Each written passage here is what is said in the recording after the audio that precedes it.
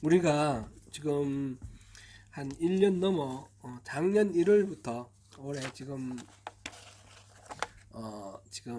5월 말 되네요. 5월 말까지 소선지서를 쭉 했습니다. 소선지서를 쭉 했는데 12소선지서를 강해를 했는데 제가 이제 돌아보니까 처음에 호세아서를 할 때는 조금 빨리 하느라고 좀 이렇게 서너 장씩 이렇게 한 적도 있고 스킵하면서 이렇게 했는 것 같아요.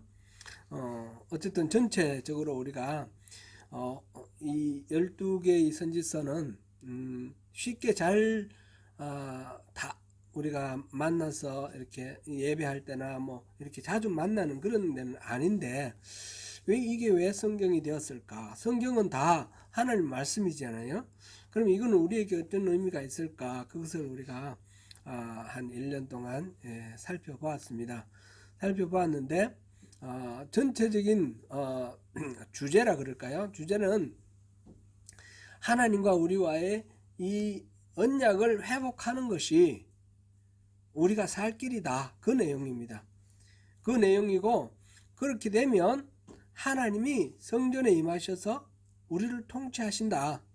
근데 그 우리를 통치하실 성전에서 우리를 통치하실 그 하나님이 곧 오실 것이다. 메시아로 예수님의 탄생에 대해서 그렇게 기록해 놓은 것이 소선지서 전체의 줄거리다. 이렇게 우리가 이야기할 수 있습니다. 이제 말라기가 끝나면서 제가 처음 시작할 때 12개의 소선지서는 카이에즘이라 그래서 맨 앞과 맨 뒤가 이렇게 짝을 이루면서 이렇게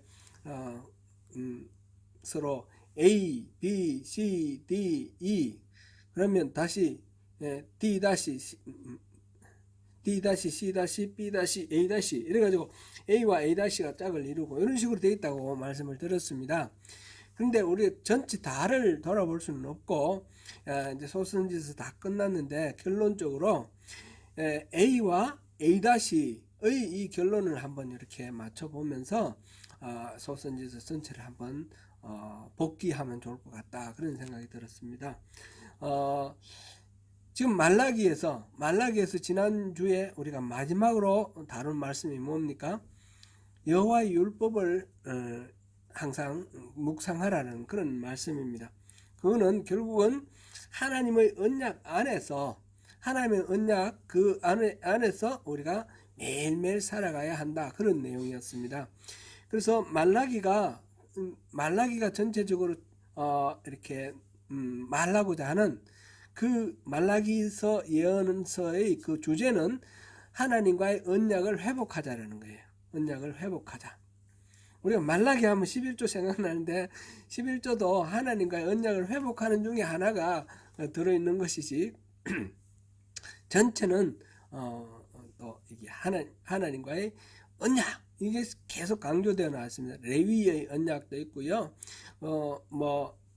조강지처를 버리는 것 그거는 하나님과의 언약이 깨어진 거다. 그런 내용도 있었고요. 이 언약에 대한 이야기가 나왔는데요. 과연 호세아서도 그런가? 한번 우리가 점검해 볼 필요가 있겠죠. 호세아서 오늘 우리 본문부터 이렇게 다시 한번 살짝 살펴보면요. 호세아서 14장에서 호세아를 마치면서 호세아 선지자가 이스라엘 백성들에게 호소를 합니다. 호소하는 내용이 1, 2, 3절인데 그 내용이 뭡니까? 하나님 여호와께로 돌아오라 이겁니다. 하나님 여호와께로 돌아오라. 우리가 불의함 때문에 엎드러졌다. 우리가 망했는데 아직 망하기는 전입니다. 근데 우리가 지금 위기에 도달되어 있는데 불의함 때문에 의롭지 못함 때문에 이렇게 됐다. 우리가 여호와께 돌아오면 모든 것들이 회복된다. 그런 내용이죠. 그래서 하나님께로 돌아와서 지금 2절에 보니까 불의를 제거하시고 선한 바를 받아주세요. 우리에게 있는 불의는 제거하시고 선한 것을 받아주세요. 우리가 수송아지를 대신하여 입술의 열매를 주게 되리이다. 수송아지는 이건 이제 제도화되고 형식화된 의례로서 하나님을 만나는 방법. 성전에서 짐승 잡아 제사 바치는 그거를 말했어요. 그죠? 이 호세아서는 끊임없이 그거를 강조를 했습니다. 그 가장 핵심적인 구절이 호세아서 6장 6절이죠. 6장 6절 우리 한번 보면서 넘어가죠. 6장 6절 나는 인애를 원하고 제사를 원하지 아니하며 번제보다 하나님을 아는 것을 원하노라. 그러니까 제사 지내는 거, 번제 지내는 거 다 하나님이 만들어 주신 그런 제도인데, 제사 방법인데, 근데 그걸 원하지 않고 인애를 원하고 하나님을 아는 것을 원한다. 이 말은 그 제사가 인애가 없고 하나님을 아는 것 없으면 이 제사는 헛거다, 그런 말이에요. 그러니까 하나님을 알고 인애를 하는 것을 위한 하나의 방편으로 형식적으로 제사를 지내는 겁니다. 제사 지내는 거는 이 인애와 하나님 아는 것의 표현에 해당되는 겁니다. 인애는 헤세드, 사랑이죠. 하나님을 사랑하고 이웃을 사랑하는 건데 기본적으로 하나님 사랑이죠. 하나님을 사랑하는 것, 하나님을 아는 것, 이게 신앙생활의 가장 핵심이고 다른 거 이거 없으면 다른 거 다 소용없다라는 거예요. 그만큼 이게 중요한 겁니다. 그래서 지금 여기서 선한 바를 받으소서 우리가 수송아지를 대신하여, 수송아지는 이제 성전에서 바쳐지는 모든 제물을 대표해서 지금 이렇게 말이죠. 우리 대유법, 수송아지도 있고 염소도 있고 양도 있고 비둘기도 있고 이런 모든 것을 다 대표해서 수송아지 그러면 성전에서 제사지는 제물이구나 떠오르지 않습니까? 그것 대신 입술의 열매를 드린다 이 말이에요. 입술, 이거는 입에 발린 말을 말하는 것이 아니라 우리 속에 있는 우리 마음이 입으로 표현된 것, 우리 삶으로 표현되는 것, 그거를 얘기합니다. 그러니까 짐승잡아 바치는 제사가 아니라 우리 삶의 제사, 우리 삶의 제사를 드립니다. 이걸 받아주세요. 이렇게 이제 호세아가 하나님 앞에 이렇게 우리가 말하자, 이스라엘 백성들한테 지금 호소하고 있는 겁니다. 하나님 앞에 우리가 이렇게 기도합시다. 그 기도의 내용이죠. 그 다음에 3절을 보니까 아수르의 구원을 의지하지 아니하며 말을 타지 아니하며 다시는 우리 손으로 만든 것을 향하여 우리의 신이라 하지 아니하오르니, 이제 이때까지는 아수르 그 제국 아수르의 힘 그거를 의지해서 아수르와 친교하기도 하고 때로는 이렇게 그 힘을 빌리기도 하고 했는데 그런 거 이제 의지하지 않겠다. 말을 타지 않겠다. 이건 무력에 의지 않겠다 이 말이죠. 그 다음에 손으로 만든 많은 우상들, 그걸 다시는 이제 우상을 섬기지 않겠다. 그렇게 기도를 할 거다는 거죠. 그렇게 기도를 하자라는 거죠. 예, 이는 고아가 주로 말미암아 긍휼을 얻음이니이다. 우리는 고아고 주로 말미암아 우리가 주님의 긍휼을 얻게 되었습니다. 이렇게 이제 우리 기도하자. 1, 2, 3절은 이스라엘 백성들에게 지금 호세아가 호소를 하면서 우리가 이렇게 기도합시다 라고 촉구하는 거예요. 그래서 촉구를 하고 4, 5, 6, 7, 8 이거는 하나님의 대답을 지금 호세아가 대변하는 거예요. 그렇게 우리가 하나님 앞에 나가면 하나님은 이렇게 말씀하실 거다. 여기서 내가는 전부 하나님이에요. 하나님. 내가 그들의 반역을 고치고, 이때 그들은 이스라엘이죠. 이스라엘의 반역을 고치고 기쁘게 그들을 사랑하리니, 이스라엘 사랑하겠다. 나의 진노가 그에게서 떠났습니다. 이스라엘에 대한 하나님의 진노가 이제 떠나갔다는 거죠. 그 다음에 내가 이스라엘에게 이슬과 같으리니, 이슬이 이게 모든 그 작물들이 자라는데 필요한 이 비를 지금 대신해서 이 습기를 지금 표현한 게 이슬입니다. 이슬을 줘서 그래서 이스라엘이 백합같이 피겠고 레바논 백향목같이 뿌리가 박힐 것이다. 백합같이 이렇게 아름다운 향기를 뿜는 그런 삶이 될 것이고, 레바논 그 백향목같이 그 아주 건축하는 데도 좋은 제목이 되고 배를 만드는 데도 훌륭한 그 재료가 되는 이 백향목, 레바논 백향목은 최고의 품질 아닙니까? 그렇게 든든하게 쓰겠다라는 거죠. 그 다음에 거의 가지는 퍼지며, 가지가 막 퍼지는 거는 융성하는 거죠. 거의 아름다움은 감람나무와 같고, 감람나무는 올리브입니다. 이게 향기로운 올리브 향, 그런 올리브 기름 같은 그런 역할을 하고, 그 향기는 레바논의 백향목 같으니라. 그 그늘 아래 거주하는 자가 돌아올지라. 그 그늘 아래, 이런 백향목 자라고 있는데 그 그늘 아래 거주하는 자들 이렇게 돌아올 것이다. 이 산이 헐벗고 이렇게 메마르고 광야가 돼버리면 거기에 먹을 것이 없으니까 짐승도 안 살고 사람도 안 살죠. 근데 거기에 다시 나무가 자라고 풀이 자라고 이 숲이 우거지고 그러면 거기서 짐승들도 있고, 그러니까 그것을 먹고 또 사는 사람들도 생기고, 그렇게 이제 이 백향목이 자라는 그 그늘 아래 사람들이 모이고 마을이 형성되고 문명이 발달되고 이렇게 되는 거예요. 다시 이스라엘이 회복될 거다는 거죠. 그런 식으로 될 것이다. 그래서 거주하는 자들 돌아올 텐데 그들에게는 그들은 곡식같이 풍성할 거다. 포도나무같이 꽃이 필 거다. 향기는 레바논의 포도주같이 될 거다. 그 모여드는 그 백성들을, 이스라엘의 백성들의 그 삶이 그렇게 풍요롭고 향기롭고 아름답게 될 거다. 그런 말이죠. 에브라임의 말이, 이 에브라임은 이스라엘을 말합니다. 내가 다시 우상과 무슨 상관이 있으리요? 다시는 우상하고 상관이 없다. 내가 그를 돌아보아 대답하기를 나는 푸른 잣나무 같으니 내가 나로 말미암아 열매를 얻으리라. 이때 내가는 하나님이시고요. 그를 돌아봐 이스라엘을 말하기를 나는 푸른 잣나무 같으니까 내가 열매를 얻으라. 하나님이 그렇게 이스라엘을 아주 부유롭고 풍요하고 아름다고 향기롭게 만들어 주겠다. 그런 말씀이에요. 지금 호세아가 하나님 말씀을 전하는 거예요. 호세아가 이렇게 하나님께로 돌아오자, 우리가 이렇게 기도하자 그랬더니 하나님은 이렇게 풍성하게 해주겠다라고 답을 하시는 거죠.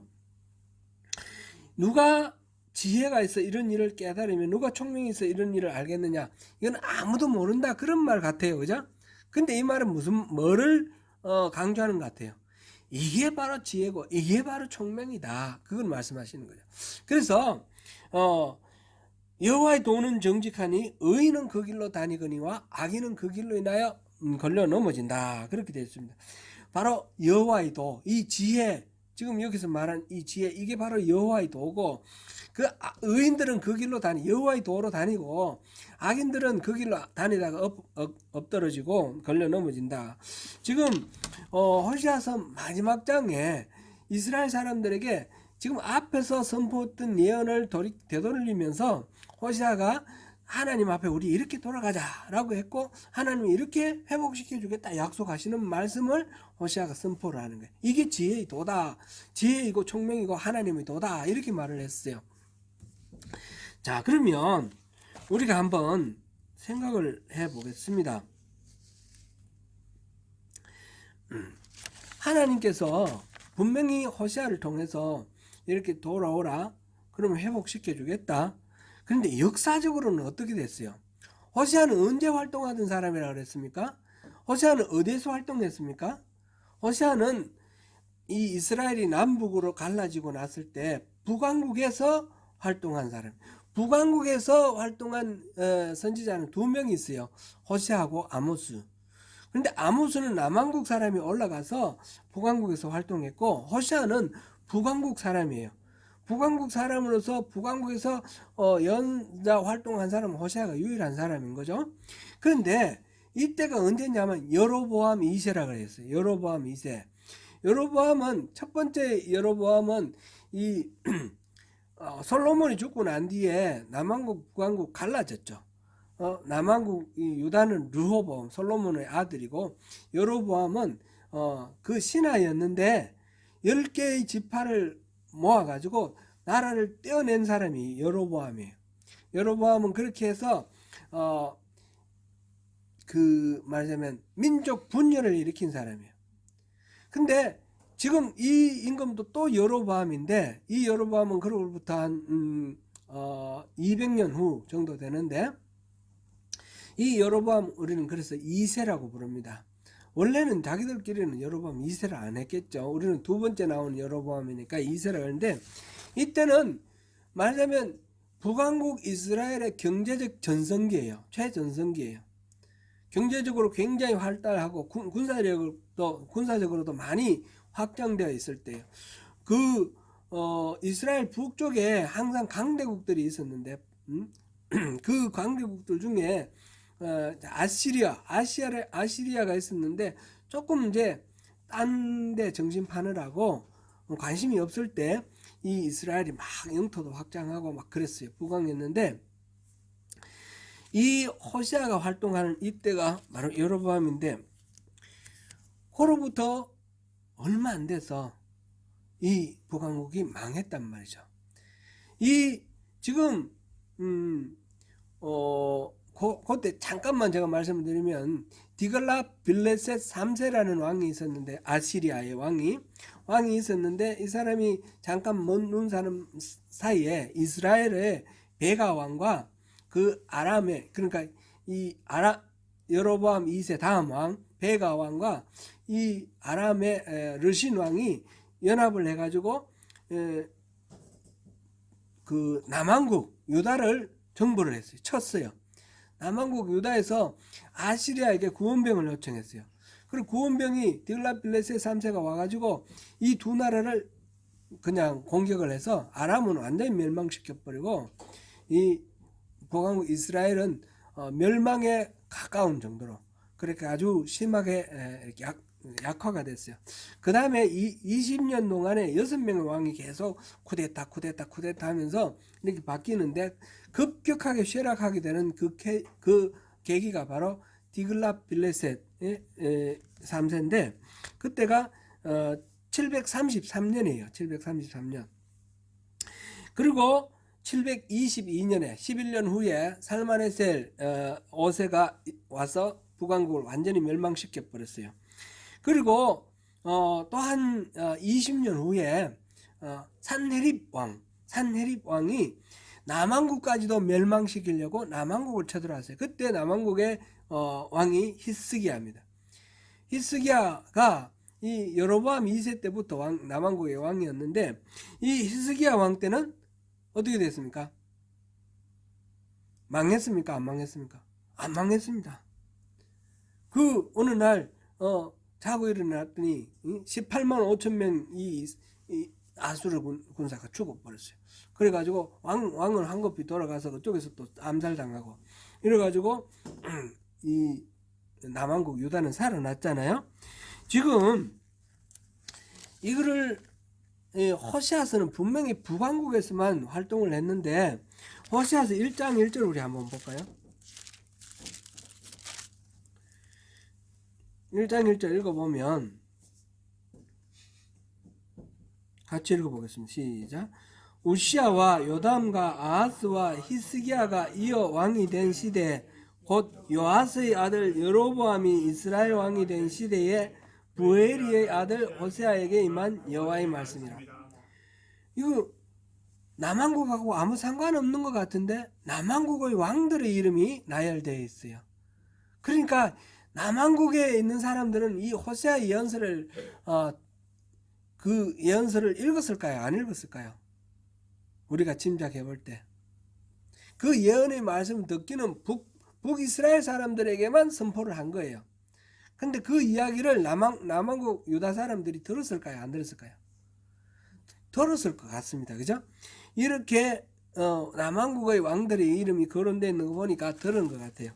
북왕국 이스라엘은 지금 호세아서 마지막 장에 그렇게 호소를 하고 약속을 했는데도 불구하고 망했어요. 망한 걸 보면 이 사람들은 하나님 말씀대로 돌아오지 않은 것 같아요. 그래가지고 북왕국 이스라엘이 망하는 걸 보고 남왕국에서는 호세아의 말씀이 맞다, 호세아의 입으로 선포된 그 예언이 진짜 맞는 말이다, 우리 정신 차리자. 그게 히스기야의 종교개혁하고 연결되어 있지 않았을까. 그건 직접적인 기록은 없습니다. 근데 이 시대적으로 이렇게 봤을 때는 틀림없이 그 영향이 있었다 생각되고, 히스기야는 하나님 말씀 앞에 이 호세아 선지자가 선포한 대로 하나님께로 돌아가고, 그렇게 종교를 회복하고, 이렇게 해서 하나님과의 관계가 회복되면서 그런 것들이 위기가 넘어가게 되었다라는 것을 우리가 짐작할 수 있게 됩니다. 그러면 이제 이 호시아서 전체의 내용을 다시 한번 이렇게 살펴볼 필요가 있습니다. 도대체 호시아는 하나님의 어떤 말씀을 선포를 했고, 이스라엘 사람은 어떤 말씀을 안 들었는가, 남왕국 유다는 어떤 말씀을 들었던가, 이 메시지, 호세아서의 메시지의 핵심은 뭐였던가, 그거를 우리가 한번 볼 필요가 있겠죠. 결론은 제가 맨 처음부터 말씀드렸습니다. 결론은 언약의 회복이에요. 언약의 회복인데, 그 언약이라는 것을 어떤 식으로 지금 호시아가 이야기를 했느냐, 그걸 보니까 호시아서는 우리가 호시아하면 떠오르는 이야기가 있죠. 무슨 이야기가 있습니까? 고멜과 결혼한 이야기가 있습니다. 그죠? 1장부터 3장까지 이야기는 이 호시아 전체 이야기를 다 담은 하나의 이야기입니다. 그러니까 호시아 선지자는 말로 하나님의 말씀을 선포하기 이전에 하나님께서 너 이렇게 하라 해서 삶으로 그 선포를 한 거예요. 하나님이 엄난한 여인에게 장가가라 그래가지고 고멜이라는 사람한테 장가를 갔습니다. 장가를 가서 아이를 3명 낳았습니다. 아들, 딸, 아들 이렇게 3명을 낳았는데, 첫째 아들은 이스라엘이라라, 둘째 딸은 루하마라 하라, 셋째 아들은 로암미라 하라, 이렇게 됐어요. 이스라엘이라는 거는 우리 아시는 대로 이스라엘의 한 지명입니다. 지명인데, 저 북쪽에 지금 보면 갈릴리 호수가 있고, 갈릴리 호수에서 이 요단강이 쭉 내려오죠. 그 다음에 사해까지. 그럼 요단강 이렇게 내려오는 중간에 보면 서쪽에서 기손강이 이렇게 쭉 흐르고, 기손강을 중심으로 해서 이렇게 화살촉처럼 생긴 그런 평지가 있어요. 평지. 그 평지가 이스르엘입니다. 이스르엘. 그 평지가 아주 넓은 평원입니다. 그게 말하자면 이스라엘의 곡창지입니다. 온갖 곡물들이 거기서 생산되는데, 근데 이스르엘이라는 말의 원어의 의미는 씨를 흩뜨려 뿌리다, 그런 뜻입니다. 그런데 지금 첫째 아들을 이스라엘이라 하라, 이거는 흩어버린다라는 의미를 지금 강조하고 있어요. 둘째 딸 루하마라, 이 말은 긍휼을 베풀지 않겠다. 로라는 말은 낫이라는 뜻입니다. 아니라는 뜻입니다. 그럼 긍휼을 베풀지 않겠다. 그 다음에 로암미, 이거는 내 백성이 아니다. 애기를 낳으라 그랬고 나 애기 이름을 그런 식으로 지어주는 거예요. 헛떡버리겠다. 그 다음에 긍휼을 베풀지 않겠다. 그 다음에 넌 내 백성이 아니다. 그러니까 이 메시지가 얼마나 심각한 메시지입니까? 그런데 그나마 그 아내가 도망을 가버렸어요. 다른 남자, 사실 애들도 저 아빠가 누군지 잘 모르는 그런 부모가 불확실한 아이들인데, 근데 그나마 집에 있다가 나가버렸어요. 나갔는데 뭐 잘 살고 이런 것도 아니에요. 그냥 노예 같은 상태가 돼 있어요. 근데 하나님께서 그 고멜을 찾아가서 다시 데려오라, 그렇게 하시면서 하나님이 막 약속을 주시는 거예요. 내가 너희와 결혼한다. 지금 호시아 선지자가 그 음란한 여자하고 결혼하는 것과 마찬가지로, 내가 거룩한 하나님이신 하나님 여호와가 바로 이 죄 많은 이스라엘 백성, 이 우상을 숭배하는 음란한 이 이스라엘 백성들과 결혼하겠다라는 거예요. 결혼. 그거를 호세아의 선지자의 결혼을 통해서 지금 비유로 말씀을 해 주신 거예요. 그러면서 내가 이 이스라엘의 영광을 주겠다 하셔요. 그거는 뭐냐면 씨를 뿌려서 흩어뜨린다 그랬는데 앞에는 그런 흩어버린다의 강조가 되어 있고 뒤에는 씨를 뿌리면 싹이 나서 생명이 잉태하잖아요. 생명으로 영광을 받겠다 그렇게 말씀하시고 그 다음에 루하마 그거는 긍휼을 베풀지 않겠다 그런 뜻 아닙니까? 그런데 하나님이 내가 너희들에게 긍휼을 베풀겠다 그렇게 말씀하셔요. 약속하셔요. 그리고는 또 안미 너는 내 백성이 아니다 그랬잖아요. 그랬는데 내가 너희가 내 백성이 될 거다 이런 식으로 이제 축복을 해주시는 거예요. 이 이름하고 정 반대되는 이름을 회복시켜 주시는 그런 약속을 해주시고 그러면서 호세아한테 그 여인을 데리고 오라. 갔더니 노예가 돼 있어요. 그래서 노예에 해당되는 값을 줍니다. 그러니까 은 15과 반 호멜 한 호멜 반 곡물을 줬다 그랬는데 이게 이제 30세겔입니다. 30세겔. 30세겔은 노예 한 사람의 몸값입니다. 그러니까 그 도망간 그 음란한 여인 자기 마누라 그 바람나서 도망간 그 여인을 위해서 다시 몸값을 지불하고 사와서 자기 아내로 삼는 거예요. 그러면서 하나님께서 바로 내가 그렇다는 거죠. 너희들이 우상 숭배하고 막 그렇지만 내가 너희를 사와서 내 아내로 삼겠다. 내 백성으로 삼겠다.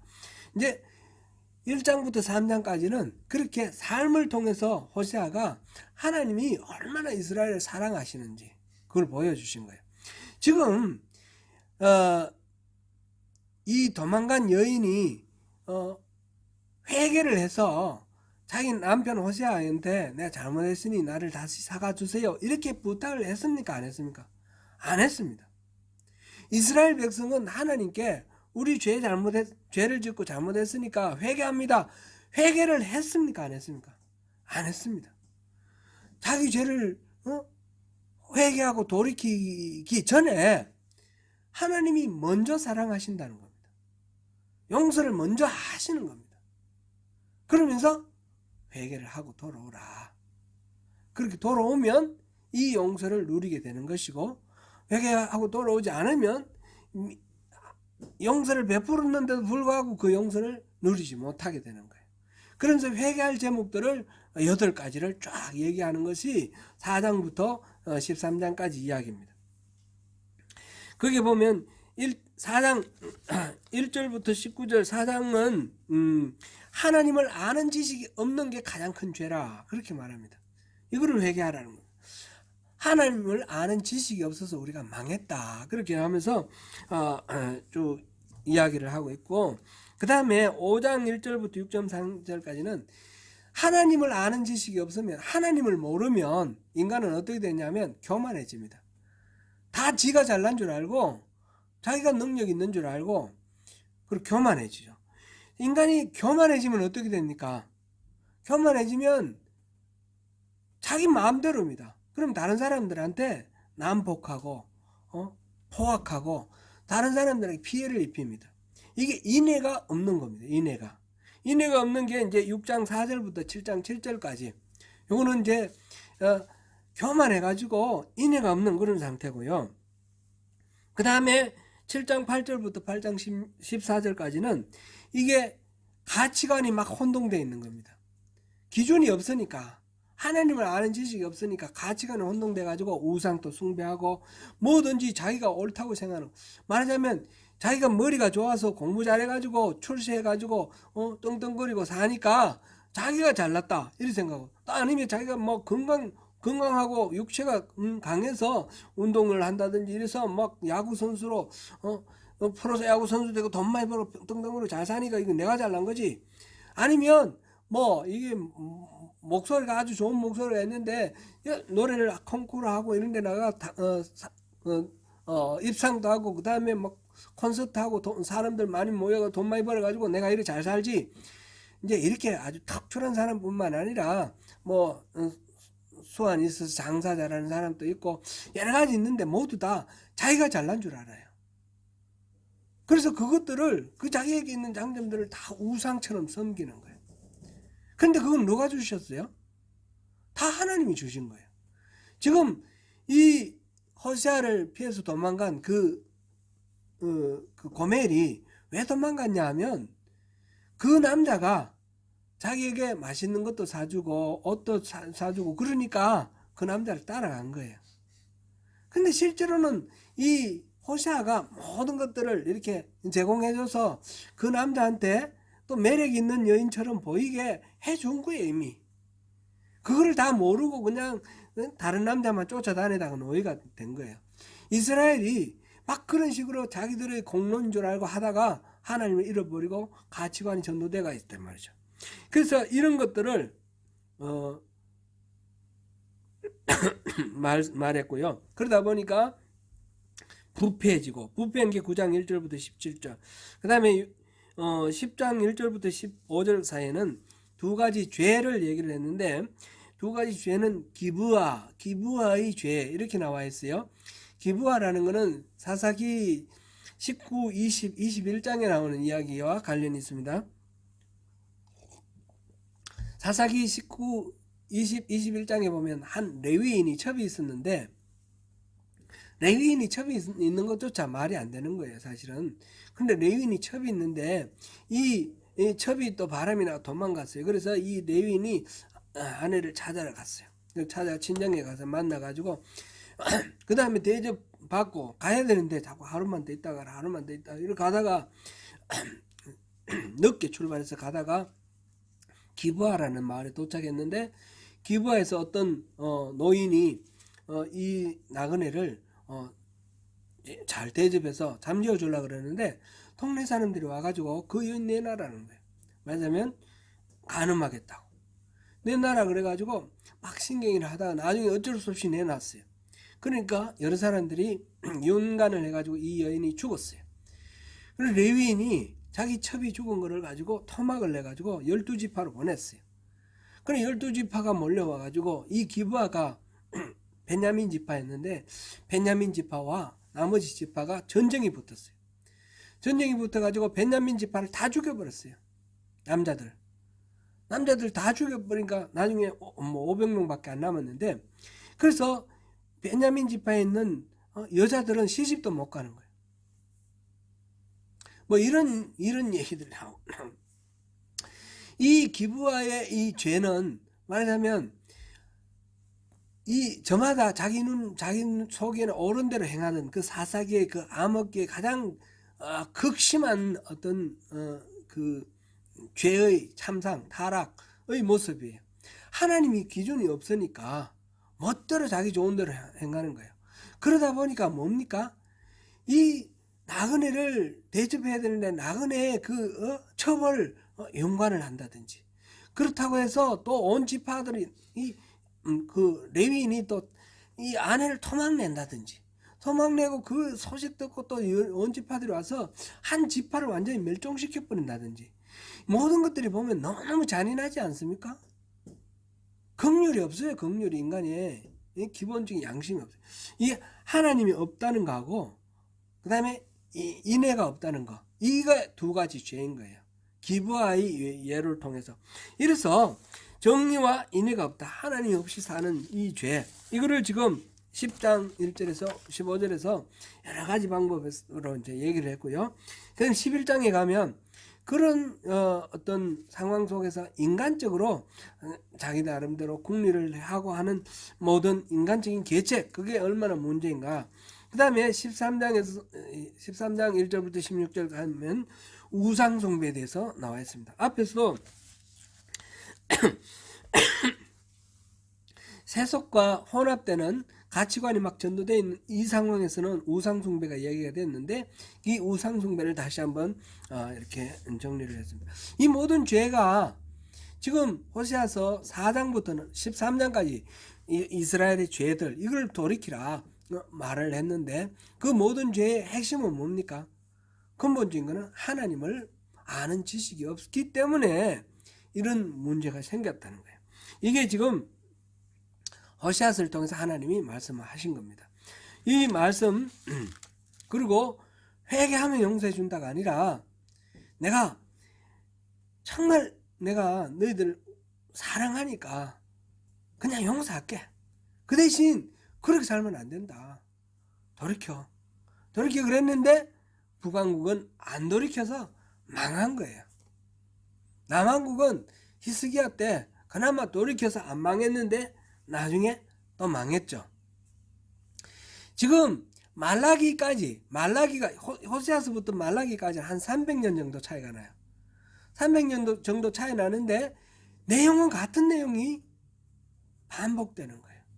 이스라엘 사람들이 돌이키지 않으니까 하나님과 이 관계, 하나님을 바로 알고 하나님이 얼마나 사랑하시는지를 알고 그 하나님의 그 백성답게 그 관계, 의로운 관계 속에 그렇게 살아야지 이스라엘이 되는데, 그렇지 않고 자기 나름대로 살고 막 하나님을 불신하고 이렇게 하니까 이게 계속해서 악순환이 되는 거예요. 악순환이.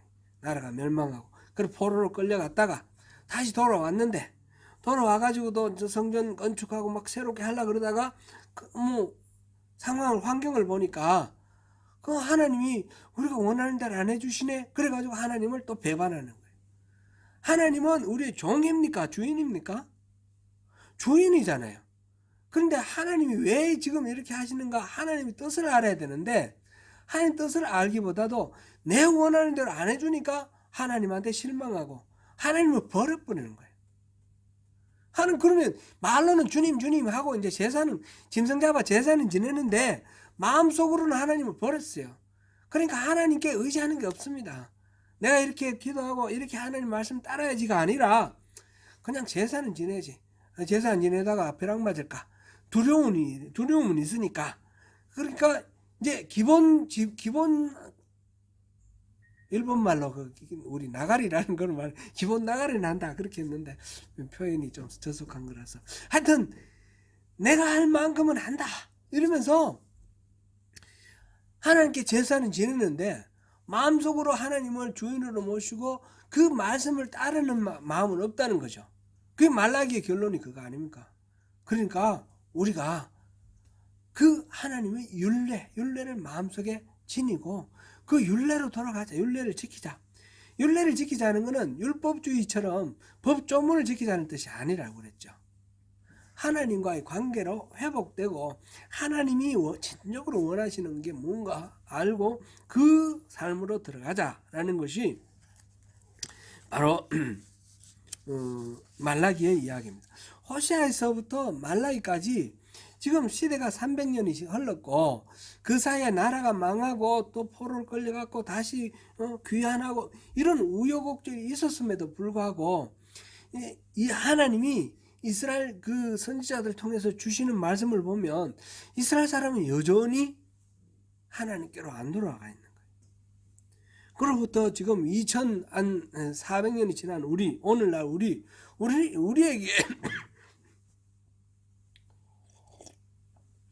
우리에게 이 호세아서를 읽고 이 말라기를 읽게 하시는, 성경으로 만들어서 우리에게 읽게 하시는 하나님의 의도는 뭘까요?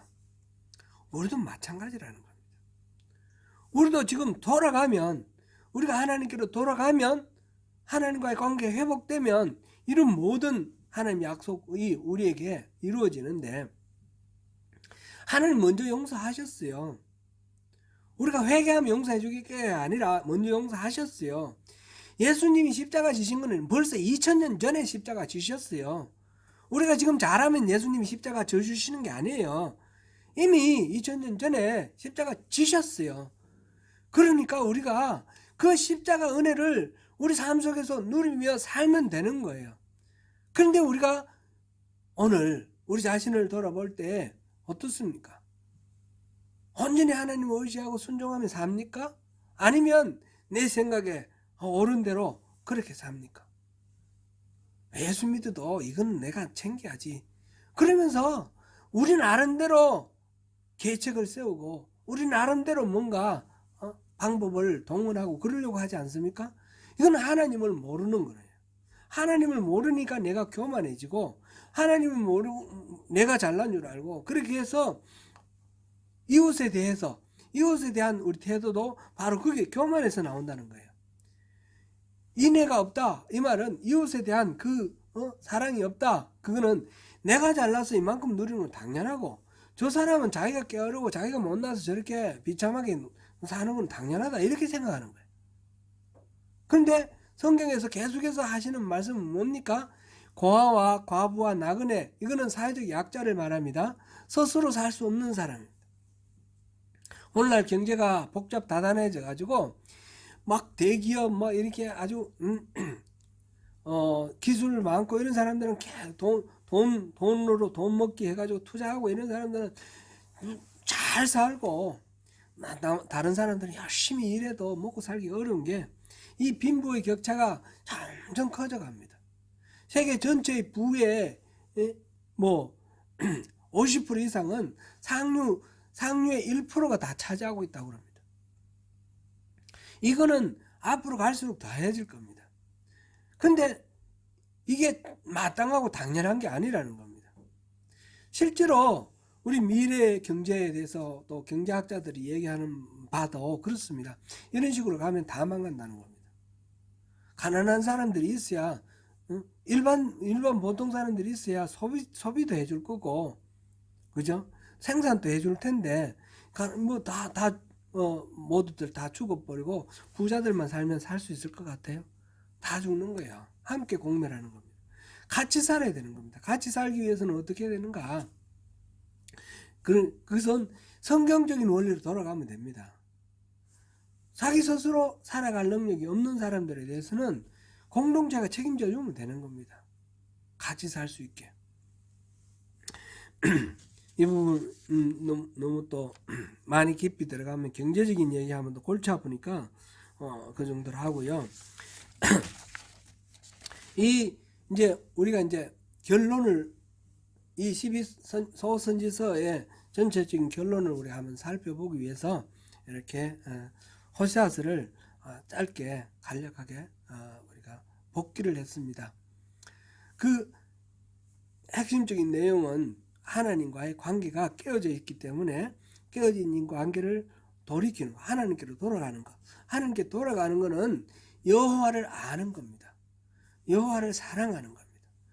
인애와 정의, 그 다음에 여호와를 아는 것, 이게 이제 세 가지가 이 호세아서에서 계속 교차적으로 강조되는 부분인데, 그거 하나님을 알고 사랑하는 것, 이게 신앙의 본질로 돌아가는 겁니다.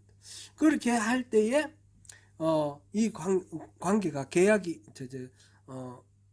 언약이 온전하게 회복될 때에 하나님의 통치가 일어나고, 그러면 하나님이 예비하신 그 분복을 다 누리게 된다는 겁니다. 그 관계가 깨어진 상태에서는 아무리 애를 쓰고 해도 그 얼른 봤을 때는 부강하는 것 같고 잘 되는 것 같으나 결국은 다 망한다는 거죠. 이스라엘이 망하고 유다가 망했듯이 오늘 우리가 그 하나님의 그 마음을 알아서 하나님의 마음으로 하나님의 그 뜻을 품고 살아가자는 거죠. 그래서 여호와를 아는 것이 지혜의 근본이다라는 말씀이 바로 잠언에 나오는 말씀이 바로 여기에도 해당되는 겁니다. 여호와를 아는 지식이 없어서 망하는 겁니다. 오늘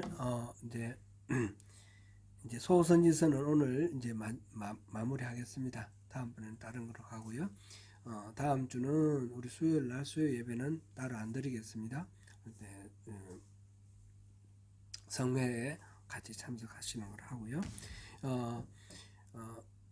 한번 이 소선지서를 시간 있을 때 쭉 한번 다시 읽어보시면서 우리가 강의한 것도 한번 상상해 머리로 다시 복기해 보시고 그러시면서 하나님의 마음을 품으시기 바랍니다. 지금 이 소선지서는 구약 성경의 마지막에 와 있습니다. 구약 성경 전체에 말하자면 결론이라고 말할 수 있습니다. 핵심적인 결론. 이 우리가 보면 대수롭지 않은 것 같고 읽어봐도 언론은 잘 이해도 안 되는 것 같고 막 그런데 여기에 하나님께서 많은 마음을 담아놨습니다.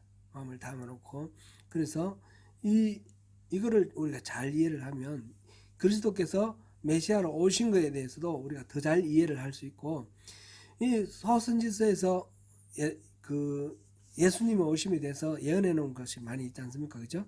스가랴서도 그렇고 또 미가도 그렇고 말라기도 그렇고 이 모든 이 예언들 그 하나님께서 그만큼 절절하게 마음을 표현하신 부분이 소선지서입니다. 한 1년 5개월 정도 우리가 살펴봤는데 좀 할 때는 조금 길다라는 그런 느낌도 들었는데 보면 또 더 자세히 살펴보지 못한 것에 대한 그런 스킵한 데 대한 아쉬움도 있고 막 그렇습니다. 복합적인 감정인데 우리 성경은 들여다보면 들여다볼수록 더 많은 내용이 있고 또 더 많은 의미가 있으니까 여러 번 또 읽어보시는 것도 의미가 있습니다. 여호와 하나님을 경외하는 것, 하나님에 대해서 아는 것, 그 하나님을 바로 알 때 우리가 십자가의 그 복음의 의미를 압니다. 왜 예수님께서 십자가를 지셨고 예수님이 십자가 지셨다는 게 우리에게 어떤 의미가 있고 우리가 살아가는데 무슨 상관이 있는가? 내가 힘들고 어려울 때 예수님 십자가와 이 내 삶과 무슨 상관이 있는가? 한번 생각해 보십시오. 내 힘으로 모든 것들을 할 수 있다고 생각할 때는 내가 이제 뭐 문제가 있고 지치고 고나면 끝입니다. 그 다음에 방법이 없습니다. 근데 모든 것들이 하나님 은혜라는 걸 알게 되고 이 십자가의 비밀 우리가 다 깨닫고 회개하기 이전에 먼저 사랑하시고 먼저 우리에게 복을 약속하신 하나님의 은혜를 우리가 바로 깨달아 알게 되면 우리는 어떤 상황에서도 우리는 일어날 수 있습니다. 승리할 수 있습니다. 오늘 이 호세아서 그리고 12소 선지서를 통해서 하나님께서 주시는 그 말씀 여호와를 알자. 힘써 여호와를 알자. 여호와를 아는 지식이 없어 망한다. 이거를 우리가 기억하시면서 하나님을 깊이 아시고 주님 은혜 안에서 우리를 상상할 수 없는 그 사랑으로 독생자를 아끼지 아니하시고 우리에게 먼저 우리가 알기도 전에 먼저 사랑하시고 우리를 택하셔서 자녀 삼아주신 그 하나님의 놀라우신 은혜를 우리가 깨닫고 누리면서 그 삶 속에서 모두 다 모든 일들을 승리하면서 나아가시는 저와 여러분 되시기를 축원합니다.